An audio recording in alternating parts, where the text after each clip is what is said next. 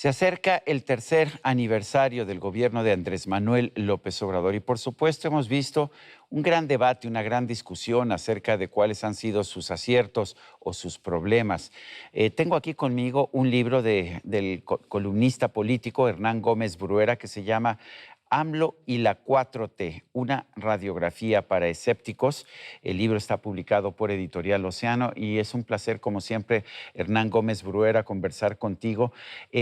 Tú votaste por Andrés Manuel López Obrador, explicas aquí en este libro tus razones y defiendes en buena medida los logros del gobierno. Cuéntanos, ¿cuáles han sido, a juicio tuyo, estos logros del gobierno de Andrés Manuel López Obrador?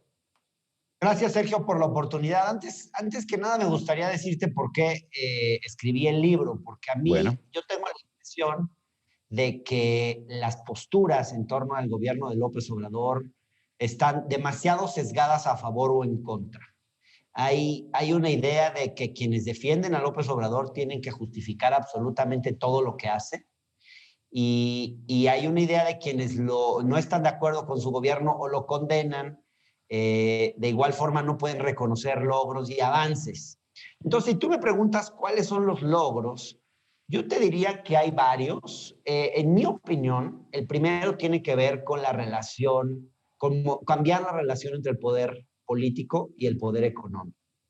Es un proceso, Sergio, no es algo que cambie radicalmente de un día para otro, pero sin embargo yo sí veo avances muy importantes, porque en este país hemos tenido siempre, desde hace mucho tiempo, un Estado capturado por grupos de interés de todo tipo, pero donde vemos los al, grupos... Pero vemos al presidente que se reúne con los principales empresarios del país y parece tener buena relación, pues por lo menos con algunos de ellos, ¿no? ¿Qué piensas de eso? Sí. Bueno, no se trata de cortar de forma radical cualquier tipo de lazos. Yo creo que cualquier gobierno necesita tener relación con los grandes empresarios. No significa que tenga que tener una mala relación, pero sin embargo los términos de la relación son distintos. No es un poder político subordinado al poder económico. No es como antes que tenías grandes empresarios que le hablaban a un secretario de Estado casi que para impartirle instrucciones, sino que es una relación mucho más de tú a tú, menos de subordinación. Y yo creo que lo hemos visto en muchos sectores, cómo el Estado está recuperando un margen de autoridad. Y eso se ve, por ejemplo, en tener un Estado que está cobrando impuestos a quienes tienen que pagarlos, está combatiendo la evasión, la elusión fiscal, acabó con las condonaciones, que en mi opinión eran un escándalo. Digamos, cada presidente llegaba y condonaba impuestos, o hacía varias veces en su sexenio, condonaba impuestos a muchos grandes empresarios. Y esto me parece importante que esté cambiando, y en muchos sectores también los términos de la relación están cambiando, en el sector energético, en el sector laboral, con la regulación del outsourcing, en la minería a cielo abierto que se ha limitado, en el poder que tenían las farmacéuticas de determinar los precios y en muchos casos de venderle al precio que ellos querían al gobierno, Pero en el Hernán, combate al huachicol. Sí. estás señalando que ya hay un acierto, pero estamos viendo una gran escasez de medicamentos en el sector público que no se había visto con anterioridad y la información que hoy tenemos de los precios que se están pagando por los medicamentos del sector público es que se está pagando más por los medicamentos, no se está pagando menos. A ver, yo creo que uno de los grandes problemas de este gobierno es la ineficiencia. Y en esa parte, si me permites, voy a las críticas. Yo creo que el propósito de centralizar compras públicas para combatir la corrupción y para poder comprar a mejores precios y evitar el monopolio en la compra de medicamentos o de otros productos se ha logrado, en cierta medida se ha logrado exitosamente, pero también creo que muchos de estos procesos se han hecho muy rápido y no se han hecho con la debida eficiencia y con el debido cuidado. Entonces, pues sí, hay un problema en la compra de medicamentos, quizás porque esto se trató de instrumentar de una forma demasiado rápida y sin medir las consecuencias que podía tener. Entonces, yo creo que aquí pues vemos un arma de doble filo, porque hay muy buenos propósitos, pero muchas veces muy mal implementados. Y Hernán, es importante que el gobierno sea mucho más eficaz y eficiente en su forma de hacer política pública. Hernán, yo veo, por ejemplo, virtudes en el presidente y en su gobierno en el que han mantenido un razonable equilibrio de las finanzas públicas en un momento en que teníamos una pandemia, que había muy buenas razones para que se hubiera perdido ese control, ciertos logros también, sobre todo en la materia del gasto público, pero hay quien dice que estos serían logros de un gobierno de derecha. Mi pregunta ¿es Andrés Manuel López Obrador un presidente de izquierda? Yo creo que es una combinación. Nunca existe la izquierda en estado puro, ni tampoco la derecha en estado puro. Hasta los gobiernos de derecha de pronto tienen políticas más hacia la izquierda. Yo creo que lo que hay con el gobierno de López Obrador es una combinación entre políticas de izquierda y algunas políticas más hacia la derecha. Y ciertamente hay resabios de eso que el presidente llama neoliberalismo en la política económica, en algunos ámbitos de la política económica, no en todos. Entonces, yo creo que vemos una mezcla de continuidad y cambio. Ahora, yo sí creo que es un gobierno mayoritariamente de izquierda. Yo en el libro enlisto muchas de las políticas de este gobierno que me parece que sí son de izquierdas y te puedo decir, por ejemplo, la política laboral, la política social, aunque también hay ineficiencia ahí, pero digamos el propósito de universalizar el acceso a políticas públicas, la política laboral, el aumento al salario mínimo, también me parece que es un avance importante.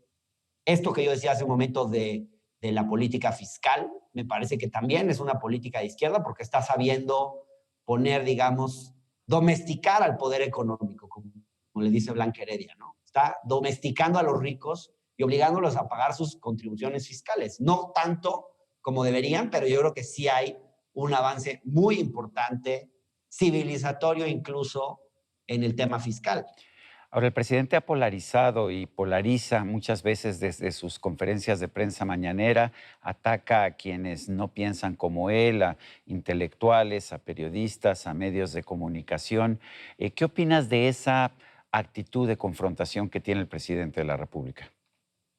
Mira, dos cosas, Sergio. Por un lado, yo creo que cualquier gobierno que se quiere transformador necesita reconocer que tiene que administrar una cierta dosis de conflicto. No se cambia un país con intereses creados tan poderosos y con inercias que llevan tanto tiempo sin un cierto grado de conflicto, digamos. A mí me parece que en muchas ocasiones, cuando el presidente pone en la mesa temas sobre desigualdad, pues esos temas nos enfrentan y tienen que generar debate y además creo que también este presidente ha buscado politizar más a la sociedad, que discutamos más de política, que nos involucremos más en asuntos y en temas públicos. Ahora, yo sí creo también, Sergio, que este presidente se equivoca a veces en abrir frentes de conflicto innecesarios. ¿Por qué? Porque se desgasta. Entonces, en vez de encauzar los conflictos hacia donde tendrían una utilidad, digamos, política, hacia donde serían más provechosos, se pierde muchas veces en infiernitos. Claro, podrían decir es una estrategia para acaparar la atención mediática, pero pues le ha funcionado bastante bien. Y en cierto sentido creo que se ha peleado con sectores, y eso es lo que yo lamento, que podrían y deberían ser sus aliados. Me parece que es innecesario pelearse con la comunidad académica, me parece que es innecesario e inadecuado pelearse con toda la sociedad civil, en todo caso tendría que diferenciar distintos tipos de sociedad civil.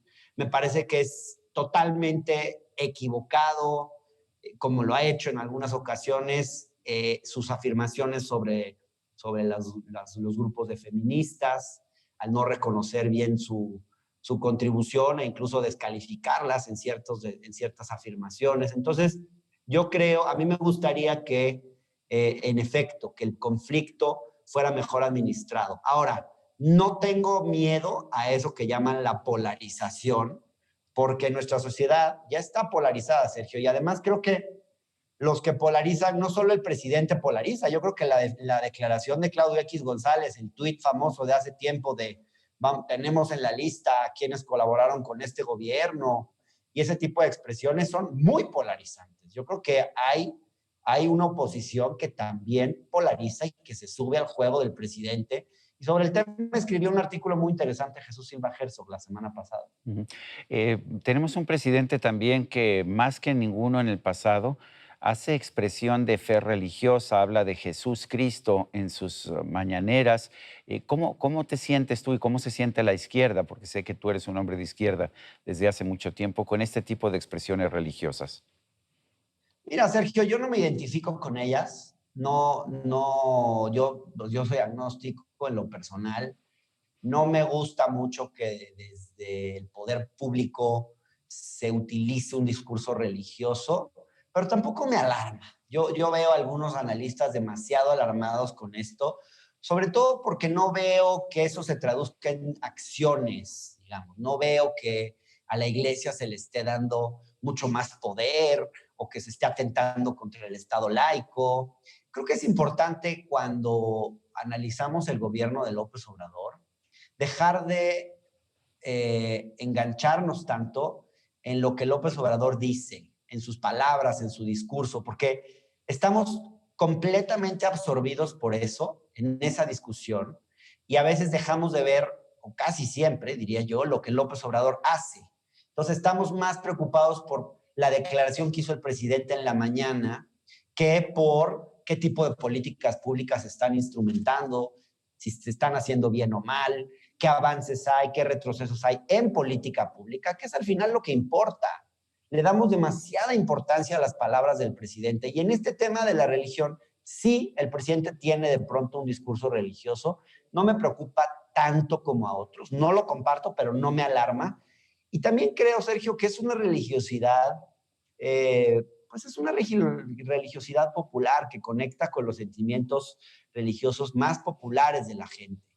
También, digamos, me preocuparía si fuera un discurso religioso cercano al Opus Dei o a Ujú. grupos, digamos, de extrema derecha religiosa, pero no lo veo que vaya por ese lado. Entonces, por eso, como alguien que se considera de izquierda, no me siento tan preocupado frente a eso.